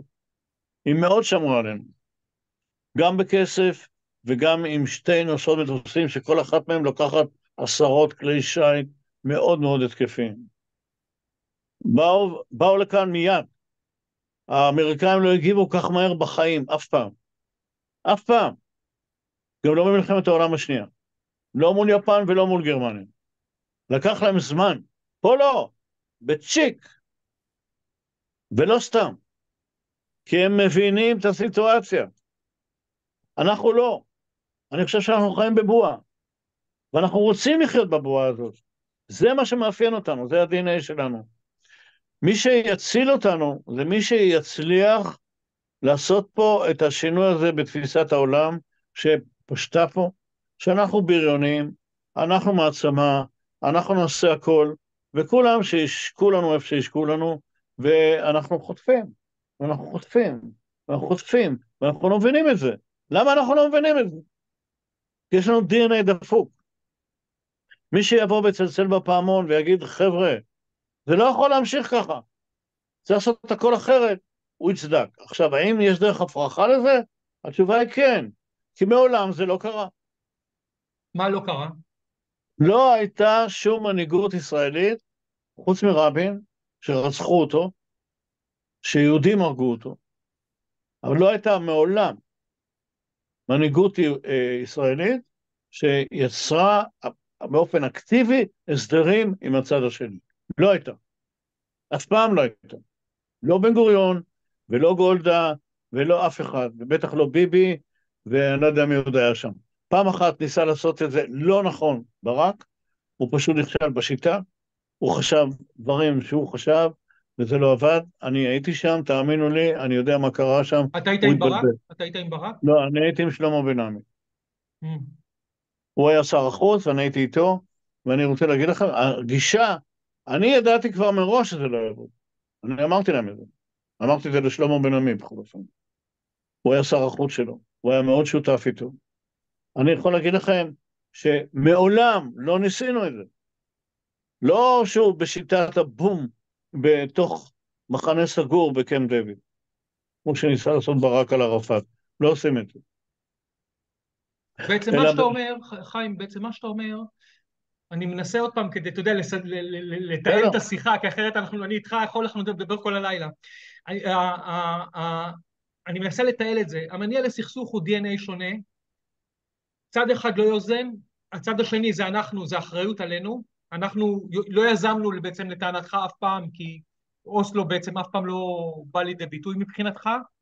לא גם קרה. ברק שניסה לעשות את זה, הוא לא עשה את זה נכון, כאילו הוא ניסה ליזום, אבל הוא לא עשה את זה נכון. כי היית שם במקור ראשון, מיד ראשונה אתה שמעת, ובעצם מה אני מנסה להבין, אז אוקיי, אז המניע זה DNA שונה, אחריות עלינו. כאילו, כי אם אנחנו לא נעשה, הם לא יעשו. גם עליהם, גם לא, עליהם, אבל הם 2 מיליארד. אבל אתה אומר הם שהם לא, אין אין להם סכנת קיום. אין להם סכנת קיום. לערבים, נקרא לזה ככה, במזרח התיכון, שהם בסביבות 100 מיליון נגיד במצרים, ועוד 100 מיליון באיראן, ועוד כמה מיליונים, זה ב-300-400 מיליון איש, אין סכנת קיום, לנו כן. אז בעצם מה שאתה אומר, שהם לא יזמו וחובה עלינו ליזום. נכון. אוקיי, ובעצם מה שאתה אומר, שבעצם לא יזמנו. אוקיי, זה הסיבה, זה המניע. אנחנו לא יזמנו את זה. זה המניע מקום במדינת ישראל, כי לא בן גוריון, ולא אשכול, ולא גולדה, ולא, נגיד, בגין עשה משהו, כאילו, הוא עשה איזה הסכם. יצא טוב. כן, יצא טוב. אז כן עשינו משהו, כאילו, לשיטתך, ואז בא רבין, אם אתה רוצה דרך הפרחה, מה? אם אתה רוצה דרך הפרחה, אז הסיפור של בגין ומצרים הוא ממש דוגמה טובה. הבנתי, אוקיי. אז, ואז בעצם אתה אומר, אז מה אנחנו, אם לשיטתך, זה המניע, אנחנו, החובה, כי הם לא, אין להם איום קיומי, אין להם שום עניין, זה מה שמניע אותם, שאין להם איום קיומי, כאילו, מה מניע אותם, כאילו, אתה אומר, אנחנו לא יוזמים, כן? אנחנו לא יוזמים, כי זה הבעיה שלנו, זה המניע, כי אם היינו יוזמים, אז היינו מסוגלים לגשת אליהם, ולפתור את הבעיה. כאילו, הבעיה הייתה נפתרת לשיטתך, כי זה מה שניסינו לעשות. נגיד בגין הצליח לעשות משהו לשיטתך. ואז בהחלט. בעצם, אז אתה אומר עכשיו שאם אנחנו היינו יוזמים משהו שנוסף, עכשיו אם זה המניע ואנחנו הבעיה, והם לא הבעיה, כי אין להם הם סכנה, גם הבעיה. איך הם הבעיה? כי הם לא יוזמים הסדר מולנו, הם פסיביים, הם אפילו מתנגדים, והם מאוד מאוד רגשי, אני עושה את זה פשטני עכשיו, הם מאוד מאוד, איך אומרים, מסתכלים עלינו לא טוב, והנה הם נקמו בנו.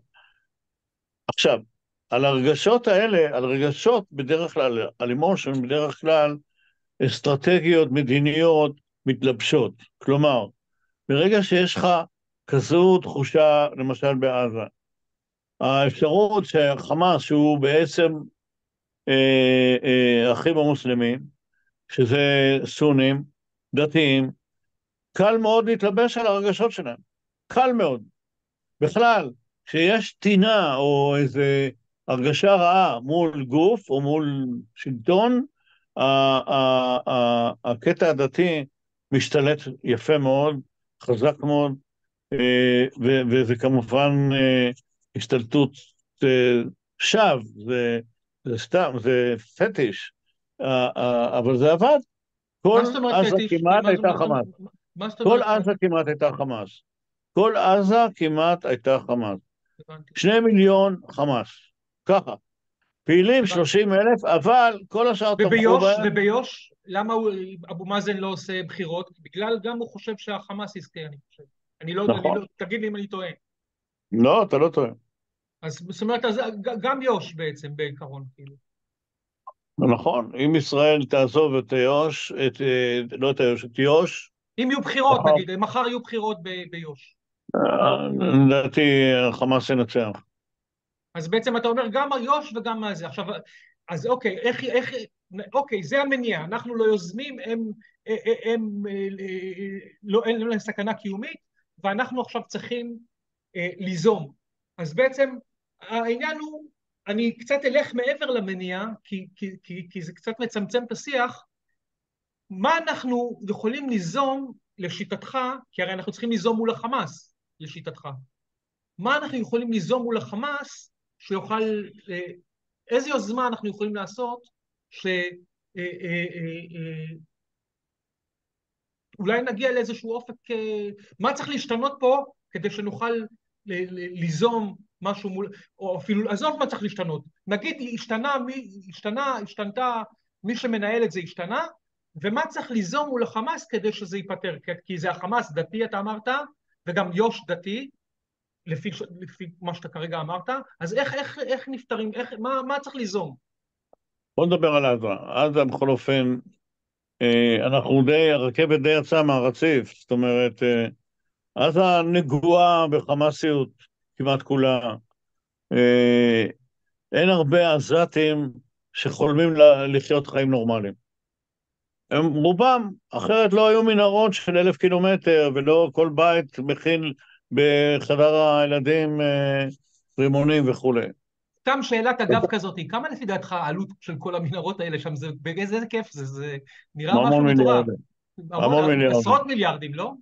כן, המון מיליארדים, ועוד לעשות את זה שמוסתר, שלא... כן, איפה הם זרקו את כל האדמה הזאת? ראית חומות של תקווה? הוא היה הולך עם האדמה, זורק אותה ברחבה. מהכיסים.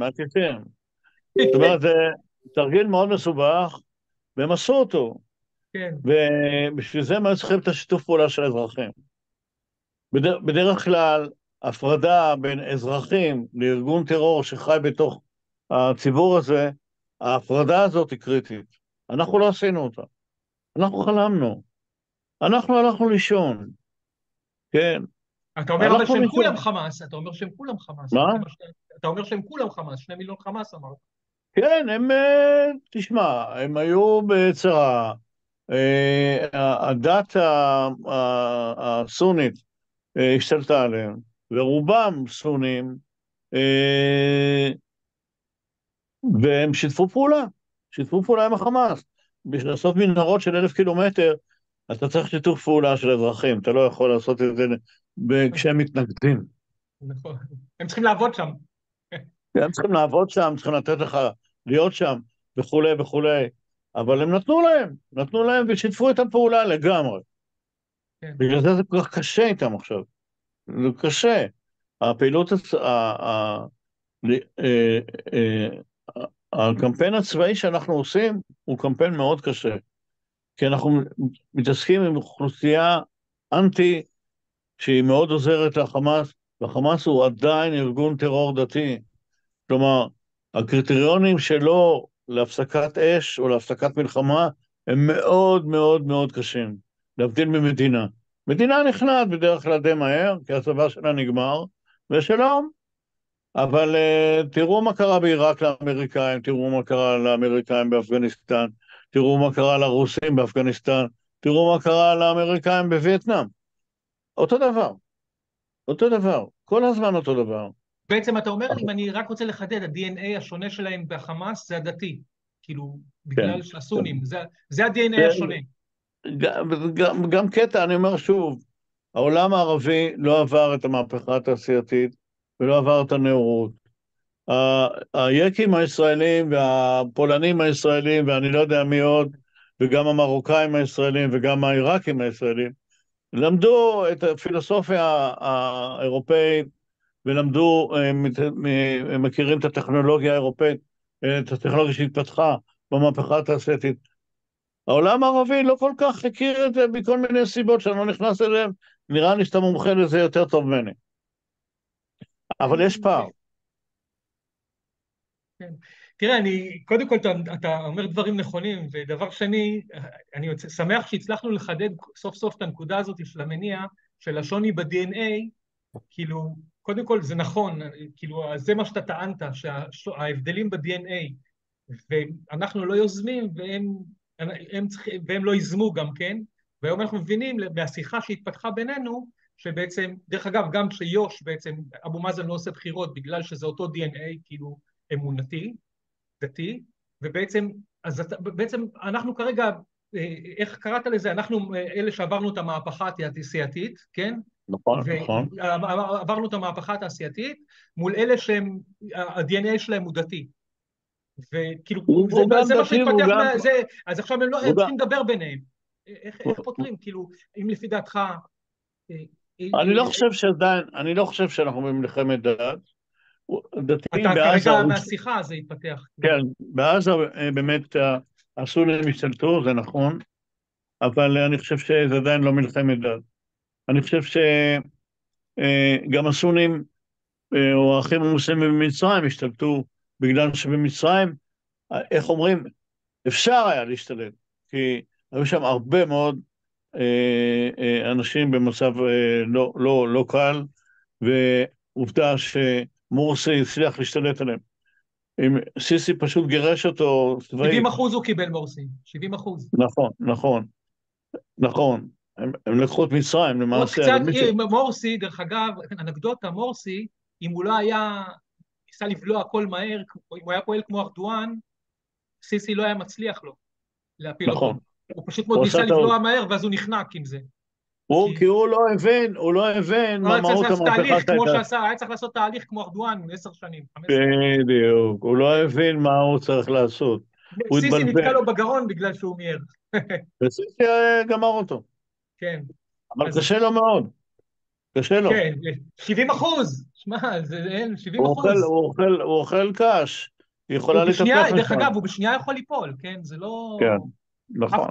למרות שהצבא בעצם שולט, כאילו, הצבא אבל שולט. מה קורה שם? גם הצבא שולט, הם גם מנסים להגדיל, אני מכיר, אני הייתי שם כמה פעמים, כן. גם פגשתי את מובארק אפילו, בשש עיניים, היה עוד אחד איתי, במשך שעתיים, איש מאוד מאוד נחמד ומבריק. אני רוצה להגיד שהם קלטו שהם צריכים לעלות, להגדיל ולחזק את המעמד הבינוני. אין מעמד ביניים במדינות האלה. זה מדינות שאין בהן, פלאחים של 80%, עוד איזה 10% ששולטים בהם, ועוד 10% משרתים בצבא, בשב"כ, במוסד שלהם וכולי.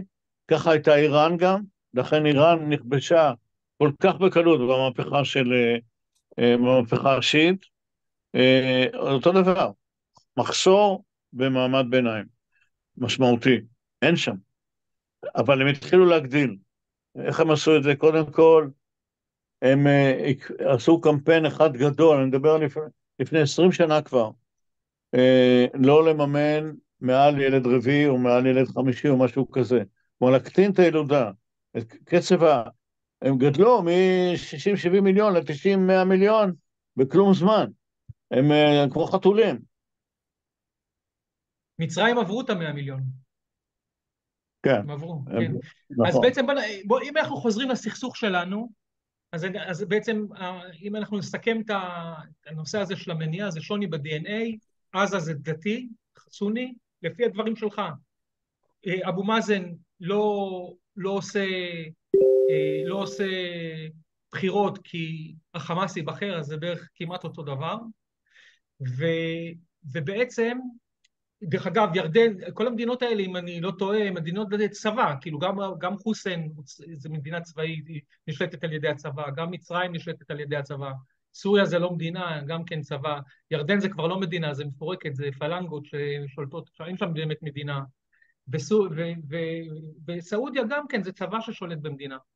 אז בעצם, מה שאנחנו בעצם אומרים, אם אנחנו רוצים לסכם את זה, אז מה אנחנו יכולים, אם זה המניע, הוא המניע הדתי בעזה, עזוב את יהודה ושומרון. ובכלל, אני מדבר על המניע על כל הסכסוך כולו, ולאו דווקא על עזה. אז איך יש לנו בצפון את חיזבאללה, שזה גם דתי, כאילו זה שיעי, נכון? ויש לנו את חיזבאללה, אתה מסכים איתי? כאילו שחיזבאללה זה... אבל יש הבדל בין בוודאי שיש לבנון. הבדל, אבל זה עדיין, זה דתי, כאילו, הדבר הזה. תראה, שוב, אני רוצה להימנע מההגדרה שזה מלחמת דת, זה לא מלחמת דת. אני חושב שקודם כל הם ערבים, ואני אומר את זה לא לגנותם, הם חכמים מאוד, מפותחים מאוד וחכמים מאוד, אבל הם לא עברו מבחינת תפיסת עולם, לא את המהפכה התעשייתית ולא את הנאורות, ולא את מה שהיהודים עברו, ולא רק האירופאים, גם היהודים במזרח התיכון ומקומות אחרים. ה-DNA הזה, זה העיקר. איך אתה מסביר את השאלה, איך אתה מסביר את השאלה, איך אתה נותן תשובה שאומרים לך ש70% מהדרוזים מגדירים את עצמם כערבים, פה בארץ, כאילו, ושיש נוצרים שהם ערבים, ויש זרמים שונים בעולם שמסביבנו, יזידים, וגם כאילו כל מי שחי בארצות ערב, זה בא מלשון ערבה, זה ערבי. אז כאילו, איך אתה מתחבר לנושא הזה, שאתה מגדיר אותם כערבים, ובעצם שהערבים זה, יש, בתוך העולם הערבי יש זרמים שונים. הדרוזים, אני מכיר אותם היטב. כן. אני בן בית בג'ת הגלילית, ואני מכיר אותם הרבה מאוד שנים. לדרוזים יש תיאוריה, יש תפיסת עולם. הם משרתים והם תופסים צד במקום שהם חיים בו. כלומר, יש דרוזים ישראלים, יש דרוזים סורים, ויש דרוזים לבנונים. ואם צריך גם ילחמו אחד בשני. זה הדרוזים. לגבי היזידים אני לא מכיר כל כך, לכן הנוצרים. נוצרים אותו דבר, זאת אומרת, יש נוצרים בישראל ויש נוצרים בלבנון. אני חושב שהבעיה בלבנון היא אחרת. לבנון... יש שם מלחמה בין הנוצרים לשיעים, כן? בדיוק. השיעים לא היה להם ביטוי כל כך בפוליטיקה הלבנונית. הם לא היו חזקים שם. היו שם בעיקר נוצרים ודרוזים, ואולי סונים. השיעים לא באו לידי ביטוי, ואגב, זה התפקיד של החיזבאללה, לחזק את השיעים, מטעם איראן. ישראל כאילו היא הייתה גורם מפריע, ולכן העימות הזה. אבל שימו לב, חיזבאללה לא מתנהג כמו החמאס, הוא מתנהג אחרת. הוא למעשה היום נכון. שולט בלבנון, אנחנו ב-2006, כדי להביא להפסקת אש, היינו צריכים לייצר הרתעה, נאמר ככה, או השפעה על החיזבאללה, כדי שהאיש הלבנוני ירים את האצבע במועצת הביטחון ויגיד שהוא מסכים להסדר של 2017 או 2 משהו כזה, אני לא זוכר את המספרים, שציפי לבני הייתה בתור שרת חוץ, ישבה בניו יורק כדי לסכם את ההסכם בינינו ללבנון, אבל זה השחקן הראשי היה החיזבאללה. יש הבדל, כי לבנון היא לא כולה החיזבאללה. נכון שהוא מנהל אותה, הוא אחראי עליה צבאית, אבל יש נוצרים ויש דרוזים שהם לא שרים למרותו, מי ששר למרותו זה השיעים בלבנון. זה ההבדל בין לבנון לעזה. עזה היא הייתה כמעט כולה חמאס. רוב האזרחים היו חמאסניקים, או בעד החמאס, לא פעילים אולי, אבל בהחלט תמכו, בעוד שבלבנון זה אחרת. חיזבאללה הוא גם לא כל כך גוף טרור, הוא גוף גרילה, אבל הוא גוף שמשרת אחד על אחד את איראן. הם די הזניחו את החמאס במלחמה הזאת. ברור לכם, כן? כי הם לא, מה שהם עושים איתנו עכשיו זה משחקי, זה קקי. הם שומרים על הכוח שלהם, כי הם בנו את הכוח למשהו אחר. נכון, הם לא מעלים הילוך, זה משחקים דמקה כזה, שעשועים, נהרגים אנשים, זה לא טוב, אבל זה מה שקורה. כאילו עוזרים לחמאס, לא ממש. הם לא התאבדו בשבילהם, ואני חושב שנסראללה אמר את זה. אמר, הבעיה של עזה זה בעיה של פלסטינים. אמר את זה. אמר. כן, כן, כן, הוא אמר את זה, נכון, אני חושב שאתה צודק. כן, עכשיו, אנחנו חייבים להבין שאנחנו חייבים באופן פרואקטיבי להתחיל לעשות הסדרים. עכשיו אין לנו ברירה, אנחנו גם חייבים להיות חזקים צבאית, מאוד חזקים. אנחנו צריכים להמשיך לחזק את עצמנו, אנחנו לא מספיק חזקים לדעתי, אנחנו צריכים להתחזק עוד, אבל בו זמנית גם להיות אקטיביים בהסדרים.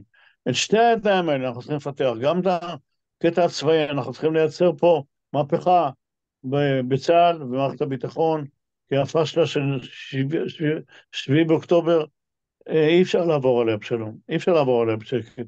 פה צריך לעשות מהפך, צריך להבין מה קרה, זה מעבר לזה שאנשים יתפטרו וכולי, והם יתפטרו, אבל זה לא העיקר.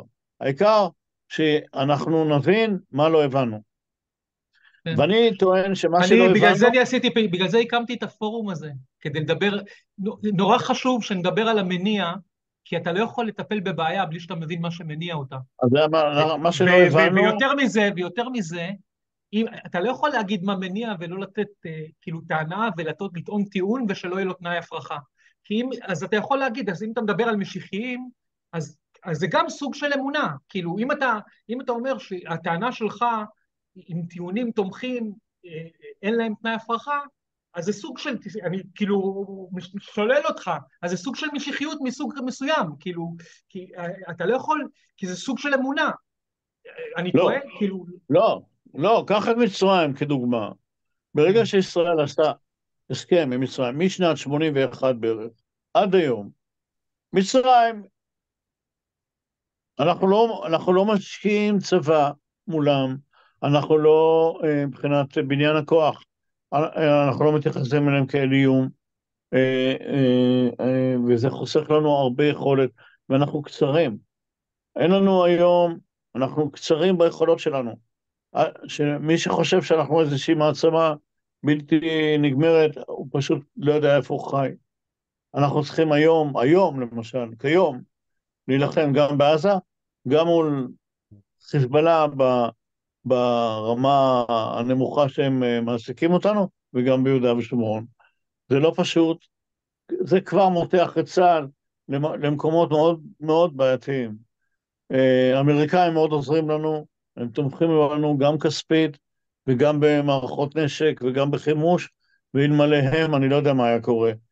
מצד שני, אם החיזבאללה היה נכנס פה לתמונה, וגם יהודה ושומרון, והיו כולם מטפלים עלינו, אנחנו היינו בצרה גדולה. אנחנו צריכים צבא הרבה יותר גדול, הרבה יותר חזק ואחר.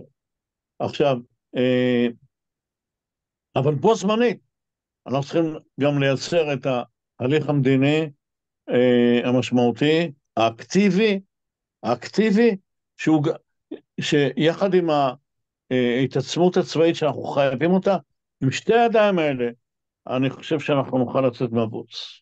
יש לי שאלה אליך, אם יש מישהו שטוען, יש אנשים שטוענים שאם מורסי היה מצליח לעשות את מה שהוא עשה במקום שסיסי ייכנס לו לגרון, שהוא 70% מהעם שם איתו, אומרים שהוא היה יכול להעמיד את כל הצבא המצרי הענק הזה שסיסי בנה בגבול הדרום.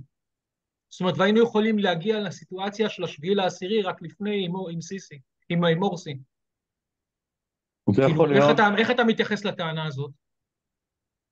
הכל יכול להיות, אני לא נביא. לא, אבל זה הגיוני, יש לה טענה הגיונית, יש בה היגיון בטענה הזאת? תראה, גם אם זה היה קורה, זה לא היה קורה מיד, זה היה קורה, בכל זאת יש סיני, ויש מה שנקרא הסכמי 101, שאסור לנו להכניס צבא לתוך סיני, וכולי וכולי וכולי, ויש אמריקאים, ויש פה ויש פה ויש שם, וגם הצבא שיש להם הוא לא צבא, בוא נגיד, הוא צבא גדול, אבל טנקים היום לא מפחידים את צה"ל.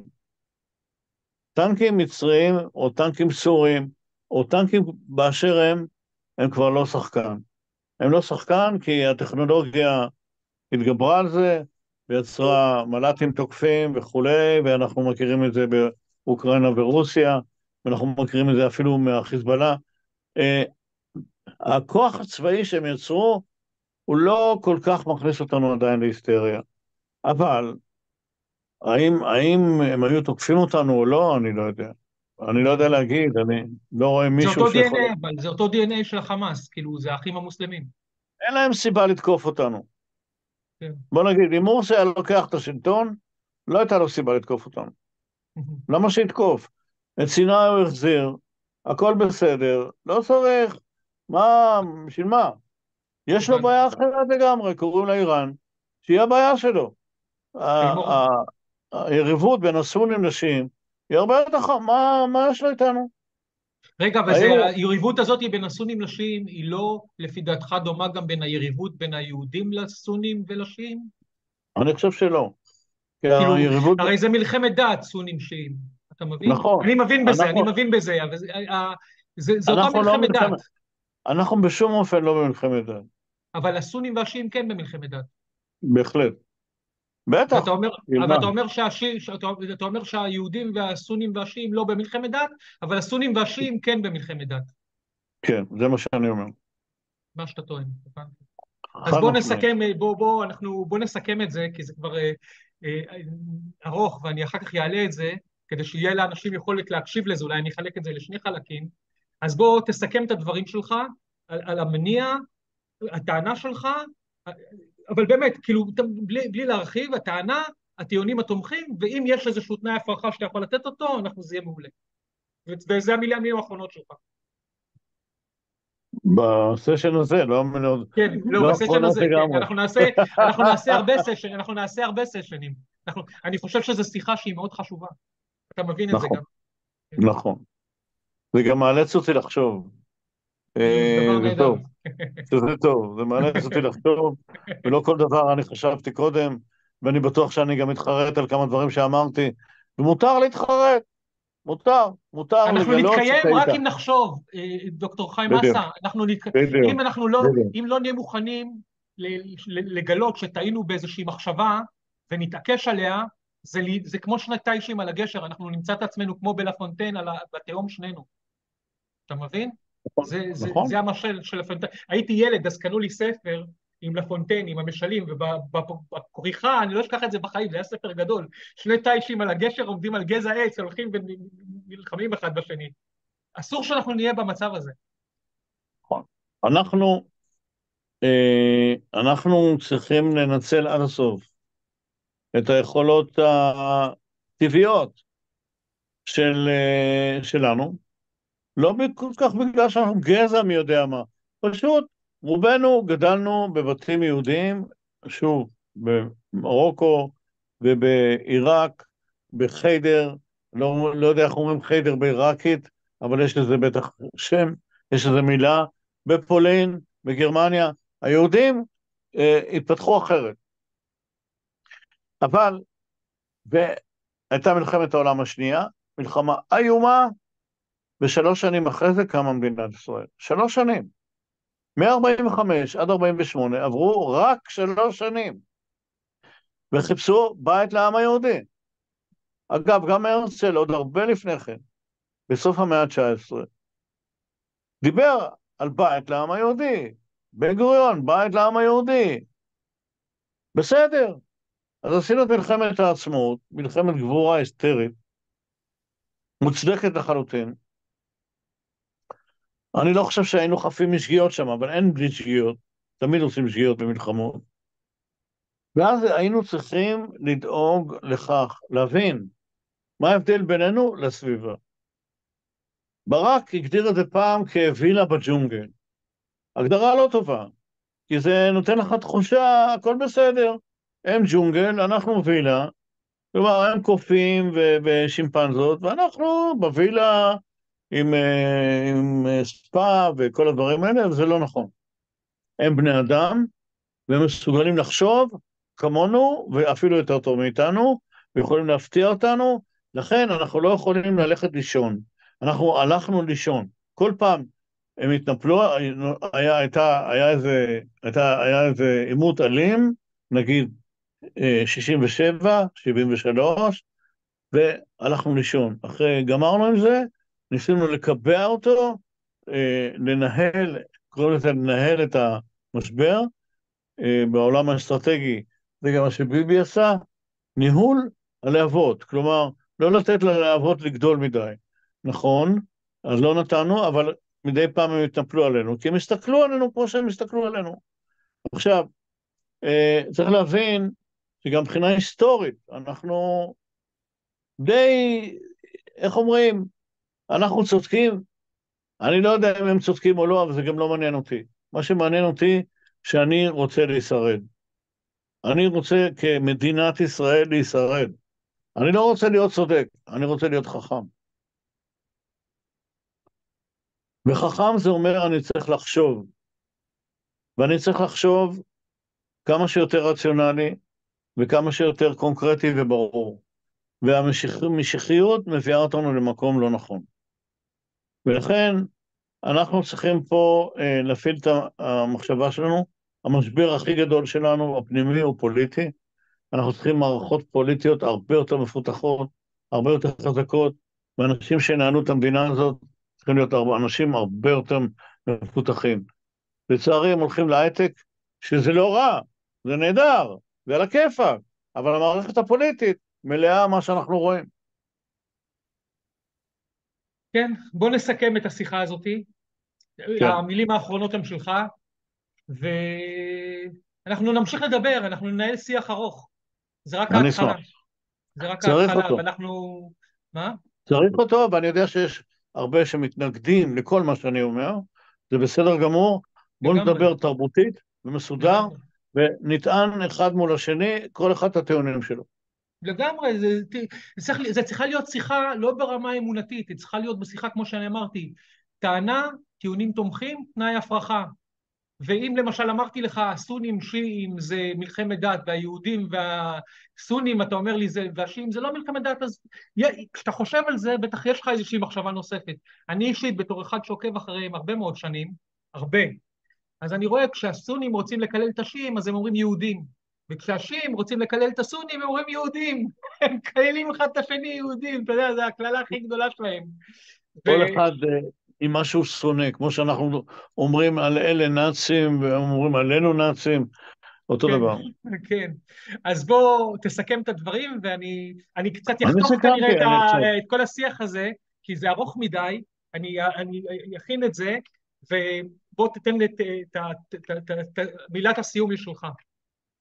אז אני חושב שההבדל ב-DNA הוא דבר שידעו אותו, נקרא לזה, אבותינו, שהקימו את הציונות, והבינו את ההבדלים, ואנחנו נרדמנו. מה זאת אומרת נרדמנו? היינו נלחמים, גומרים מלחמה, בדרך כלל בניצחון, היינו מאוד מרוצים מעצמנו, והלכנו לישון. אנחנו לא היינו אקטיביים בכל אורך ה-75 שנה האלה. לא היינו אקטיביים בליצור סיטואציה שבהם אנחנו והם חיים ביחד, בצורה שוויונית, נאותה, וכל האמירות האלה, שהם ברברים, נכון, הם הוכיחו את זה עכשיו, אבל